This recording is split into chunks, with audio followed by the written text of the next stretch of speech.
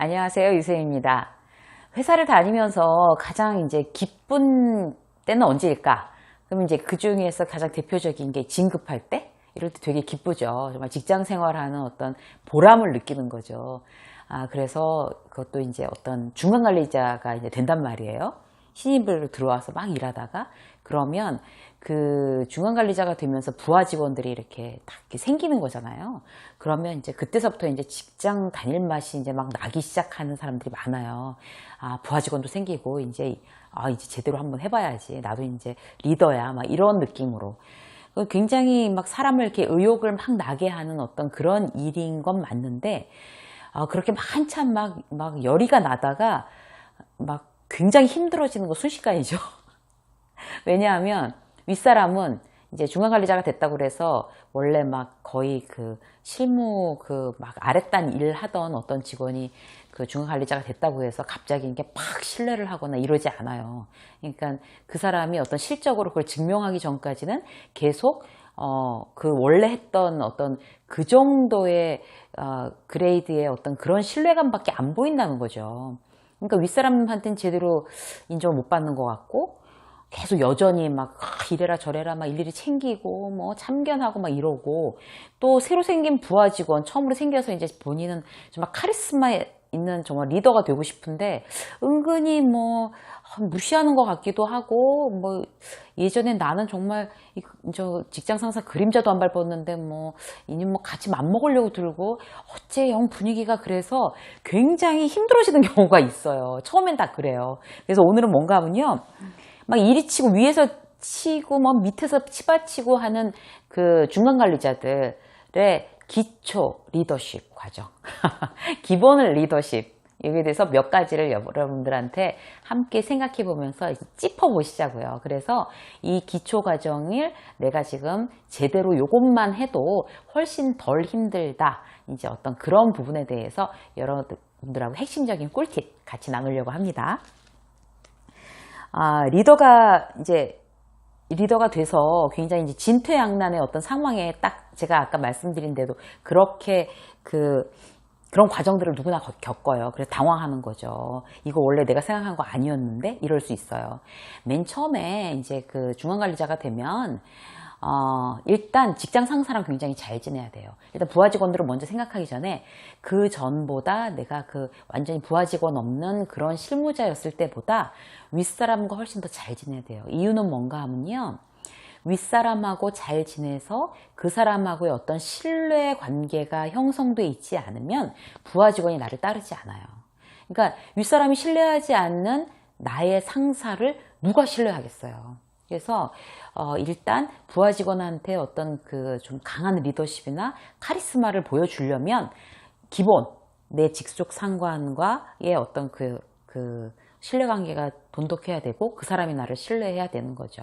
그러기 위해서는 어떤 그 요령이나 어떤 팔로우십이 필요한데 여기에 대해서 이제 얘기가 길기 때문에 이거는 다음 시간에 그 팔로우십에 대해서 따로 묶어서 여러분들과 함께 얘기를 해보기로 하고 오늘은 일단 윗사람들과 잘 지내야 된다, 신뢰관계를 유지해야 된다라는 거, 그거만 일단 그게 우선이다라는 것만 여러분들한테 먼저 말씀드리고 이제 리더십의 어떤 기초에 대해서 몇 가지를 말씀을 드릴 거예요.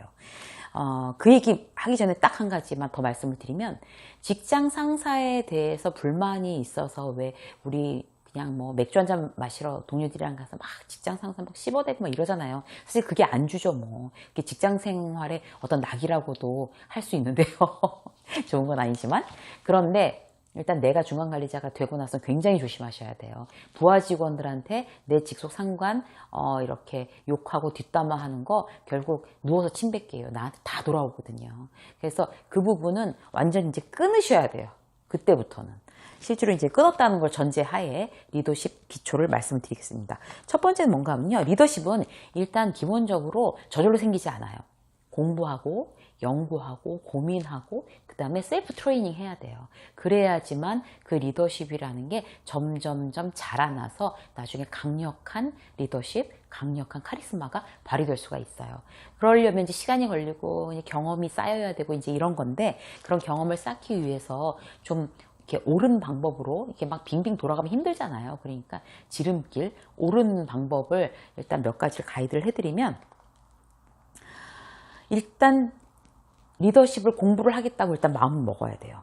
그건 뭔가 하면, 리더십을 내가 지금부터 발휘하려면 어떻게 해야 될까라는 거를 생각을 하는 거하고, 그냥 뭐, 이렇게 뭐, 원래 내가 그냥 실무단에 있었던 것처럼 이렇게 그냥 하면 되지 뭐, 이렇게 막, 뭐 공부를 하겠다는 아무 의지가 없는 거하고 굉장히 달라요, 방향이. 그래서, 자, 첫 번째 뭔가 하면, 일단 여러분들한테 꿀팁 하나. 부하 직원의 단점보다는 강점에 집중하세요. 처음 이게 그 중간관리자가 처음 되신 분들한테는 특히나 더. 왜냐하면요, 지금 그 부하 직원의 약점에 집중하게 되면 부하 직원하고 사이가 틀어질 수밖에 없어요. 계속 거슬려서 거기에 대해서 지적하고 얘기하고 고쳐주기에도 내 실력이 아직 부족해요, 리더로서. 그렇기 때문에 약점에 대해서 이렇게 자꾸 거슬려 하지 말고 강점에, 그 부하 직원의 강점에 집중하세요. 예를 들어 볼게요. 내가 이제 그 중앙관리자가 됐는데, 그래서 이제 부하 직원이 이제 둘이 생겼어요. 근데 하나는 이제 뭐 홍길동이고, 하나는 하나는 갑순이, 하나는 갑돌이라고 치자고요. 그 두 명이 있는데, 갑돌이가, 이 사람의 이 약점이 뭔가 하면 아침에 제 시간에 출근을 못 하는 거예요. 꼭 5분씩 늦어. 왜? 회사에서 그런 사람들 있죠. 5분씩 늦는 사람들. 5분, 10분씩 지각하는 사람들이 있어요. 그래서 거기에 대해서 맨 처음에는 이제 열심히 얘기를 해줬겠죠? 그런데도 못 고치는 거예요. 그게 완전 고질병이에요, 굉장히. 그래서 그 친구는 막 굉장히 늦게까지 뭘 하다가 자거나 이 습관이 그렇게 나쁘게 든 거죠. 그런데 그거에 대해서 이제 이 리더가 막 계속 집중해서 너 이제 뭐 그렇게 늦으면 너 진짜 경위서 쓰게 할 거야, 뭐 심할서 쓰게 할 거야, 막 이렇게 하고 막 스트레스 받고 막 출근 시간도 안 오면 뭐 봐도 5분 또 늦었어, 막 이러면서 해봤자 본인만 스트레스 받는 거예요. 그러면 그럴 때 이제 막 어떤 사람들은 막 그런 거 한대요. 지각하면 벌금 내기 10,000원씩. 근데 굉장히 의만상해요. 그럴 필요가 없고 그냥 5분씩 10분씩 지각하는 거는 일단 내버려 두세요. 그 대신 그 친구가 잘하는 게 뭐지? 그걸 파악하는 거예요. 그 친구는 지각은 하는데 시키는 일은 굉장히 빨라요. 스피드가 있어요. 스피드가. 그러면 그 부분에 대해서 굉장히 이제 칭찬하고, 너 참 일을 굉장히 빨리 하는구나, 칭찬하고, 그 친구가 일을 이제 많이 빨리 할 수 있도록 업무를 굉장히 조절을 잘 해주는 거죠. 그러면 이제 성과를 많이 낼 수가 있는 거잖아요.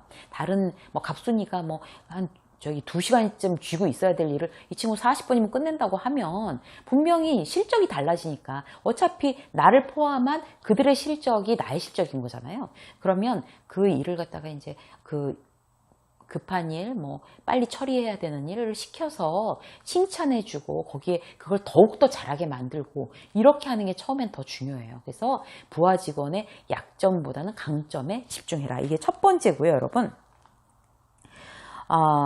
두 번째는 뭔가 하면, 정서적 감동에 굉장히 집중하셔야 돼요.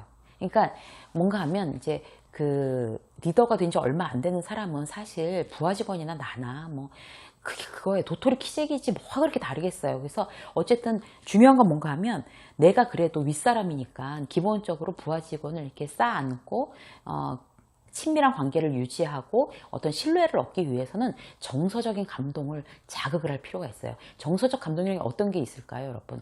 배려, 칭찬, 그 다음에 관심, 이런 것들이겠죠. 그리고 그러니까 예를 들어서 어떤 건가 하면, 관심이라는 게 어떤 개인적인 어떤 일에 대한 거지. 아기를 낳았어. 그래서 그럼 몇 킬로에 낳았어. 어떻게 산모는 괜찮아? 건강해? 그러고 나서 이제 아기 사진도 막 보여달라 그러고, 예쁘다 그러고, 잘생겼다 그러고, 그런 거. 원래 이렇게 남자들은 그런 거 잘 못하잖아요. 근데 그런 거 하셔야 돼요, 리더들은. 제가 미국 드라마 중에서 어떤 걸 보니까, 거기에 이제 어떤 팀장이 있어요. 팀장이 있는데, 여자 어떤 팀원이 아기를 낳으러 들어가서 전화를 한 거예요. 그래서 내가 필요 없냐, 빨리 나가고 싶다, 이런 얘기, 이제 안부 전화겠죠. 근데 그 팀장이 이제 네가 정말 필요하지만 지금은 그 아이들이 너를 더 필요로 하는 거 아니냐. 그러니까 충분히 쉬다 나와라. 막 이렇게 막 좋은 얘기 해주고 나중에 붙이는 얘기가 뭔가 하면 애기 사진 자주 보내? 이렇게 얘기를 하는 거예요. 전 그거 보고 이거구나 이렇게 느꼈어요.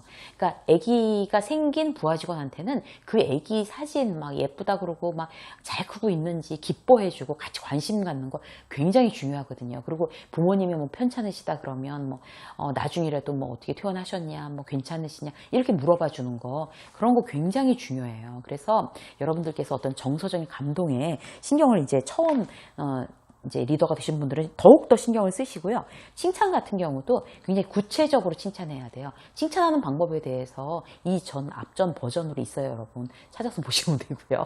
여기서 또 얘기하면 또 중복되니까. 예, 그래서 구체적으로 칭찬해 주시고, 그리고 이제 격려하는 거죠. 괜찮아. 어떨 때 얘기해야 되는 걸까요?